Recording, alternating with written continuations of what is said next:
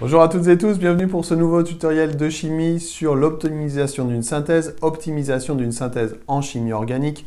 Je vous renvoie à deux autres playlists qui pourraient vous intéresser sur la cinétique chimique, c'est-à-dire la vitesse de transformation chimique, et puis sur structure et optimisation en chimie organique. Alors, comment on peut faire pour optimiser une synthèse? Je vous rappelle qu'une synthèse, c'est la fabrication d'un produit, c'est le fait qu'on réalise, qu'on fabrique un produit synthétique.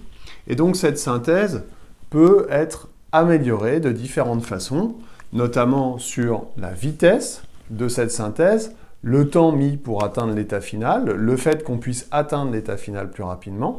Et puis aussi, on peut jouer sur le rendement de la synthèse, parce que quand on fait une synthèse organique, ce rendement est toujours autour de 70 ou 80%, et qu'on peut éventuellement augmenter le rendement de cette synthèse de telle manière à ce que ce soit moins coûteux en énergie ou moins coûteux pour l'environnement. Pour augmenter la vitesse de la transformation chimique et donc la vitesse de formation des produits, eh bien, je vous renvoie à des notions qu'on a déjà vues dans la cinétique chimique, c'est-à-dire augmenter la température. La température est un facteur cinétique. Plus j'augmente la température, plus je vais atteindre l'état final plus rapidement, notamment grâce à un chauffage à reflux par exemple. Ou bien, lorsqu'on travaille en solution aqueuse, on peut augmenter la concentration des réactifs de telle manière à ce que la probabilité de choc entre ces réactifs soit augmentée. C'est également un facteur cinétique. Et puis encore, je peux catalyser, si c'est possible, catalyser ma transformation chimique. Catalyser une transformation chimique, c'est ajouter un catalyseur, une espèce chimique supplémentaire, qui va permettre de la même façon d'atteindre l'état final plus rapidement. En ce qui concerne le rendement de la synthèse, le rendement de la transformation chimique, je vous renvoie donc dans ces playlists à la définition du rendement d'une synthèse. Et pour augmenter ce rendement, je peux par exemple mettre un réactif en excès. Réactif en excès, l'un par rapport à l'autre. Alors là, les exemples classiques sont autour de la réaction d'estérification que vous retrouverez aussi sur ma chaîne YouTube.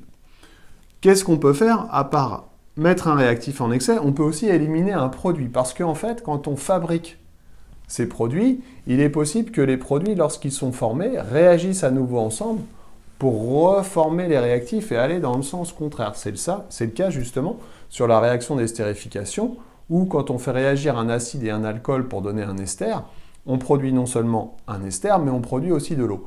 Et l'eau va réagir avec l'ester, c'est ce qu'on appelle la réaction d'hydrolyse, pour reformer l'acide et l'alcool.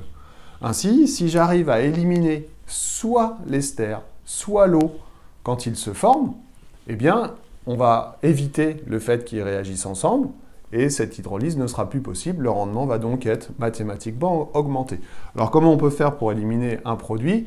Eh bien, on peut utiliser des techniques d'extraction en jouant notamment sur les températures d'ébullition, soit en faisant bouillir l'eau et en la récupérant, soit en faisant bouillir l'ester à condition que cet ester ait une température d'ébullition qui soit très basse.